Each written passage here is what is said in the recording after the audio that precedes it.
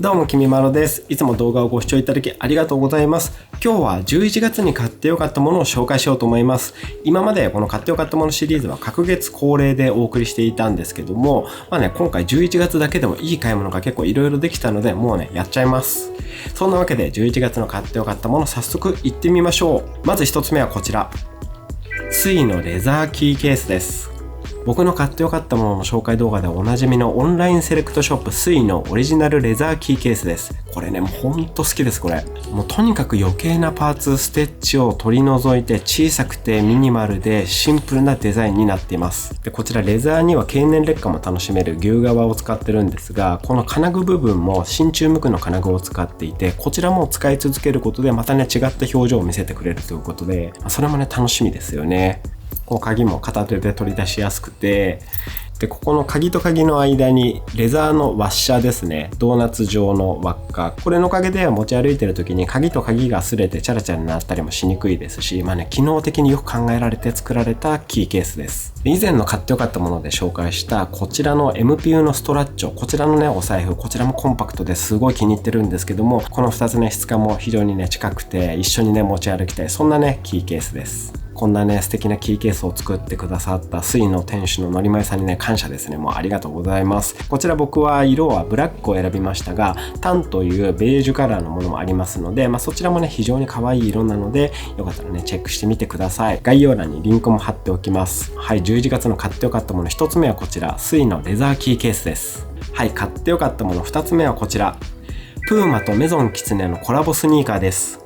こちら僕が大好きなブランドのメゾンキツネとプーマが2021年秋冬でコラボアイテムをいろいろ出しまして、そのうちの一つがこちらのスウェードスニーカーです。これは店頭で見かけて色がめちゃめちゃ好みだったので即購入してしまいました。最近ね僕は割とベージュ系が好きだったりしていて、このね上品なベージュにこのペールトーンのブルーですかね、こういった淡いブルーが入っていた、こういうね可愛いデザインになってます。でここの横の部分にはねこのおなじみのプーマのロゴがエンボス状に入ってるんですけども、それこのかかとですね、かかとにいつものねキツネがいます。キツネの刺繍がねこういう風に入ってます。これね色デザインともにめちゃめちゃ可愛くてね、あとこのソールにはクレープソールという天然ゴム素材を使ってるので歩き心地もね非常にいいですね。スポーティーでありながらこういうね上品なシティっぽさがあるっていうね、このプーマとキツネの融合、これはねめちゃめちゃ僕好みです。キツネはね結構いろんなところとコラボとかもしていて、コラボアイテムもね注目のものが多いんですけど、こちらのねプーマとのコラボ僕初めて購入しましたが、こちらかなり気に入ってます。本当僕キツネ大好きで、実はね今着ているこちらの服もね分かりますかね、ここに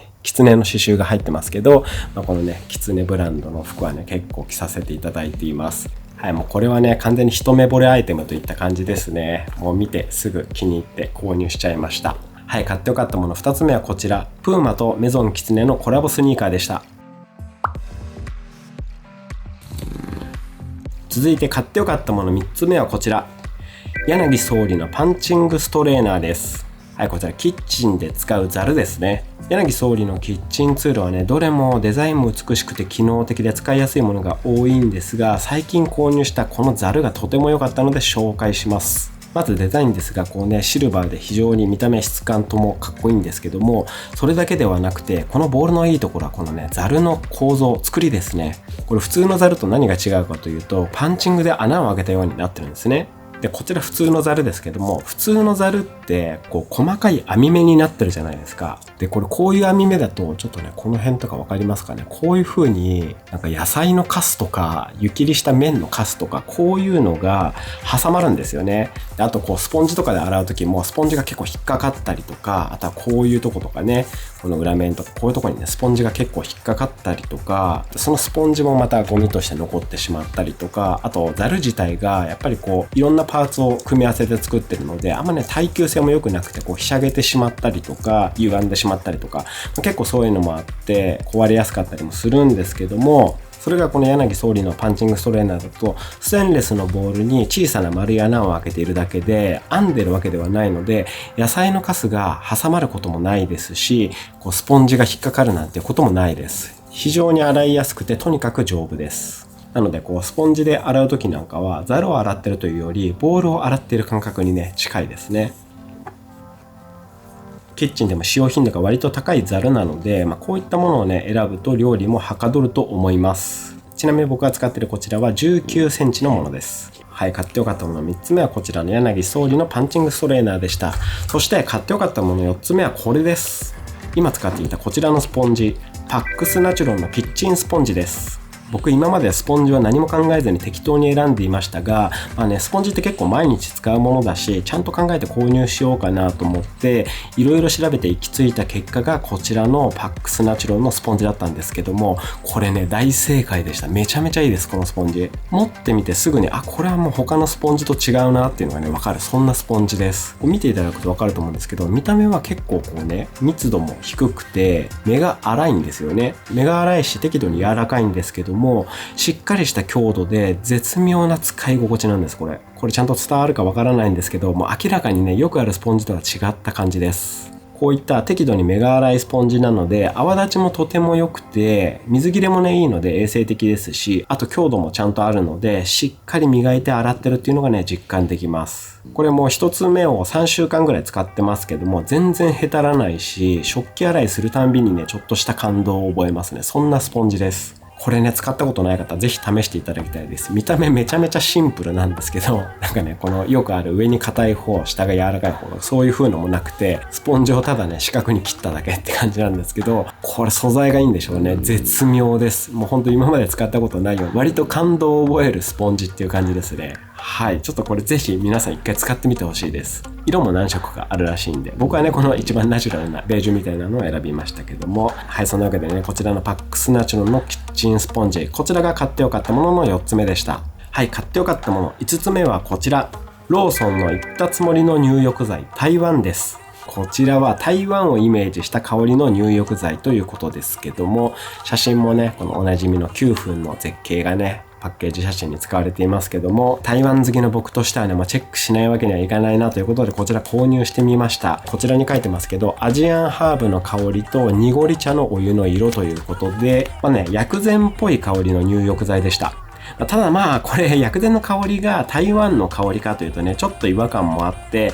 これだったらねお風呂に五香の粉を湯船に振った方がねよっぽど台湾っぽいかなとも思ったんですけど、八角とかが入ってる五香の粉ですね、あれの方が台湾っぽい香りといえばねリアルだったりするんですけども、これをお風呂に入れて湯船に使っていたら懐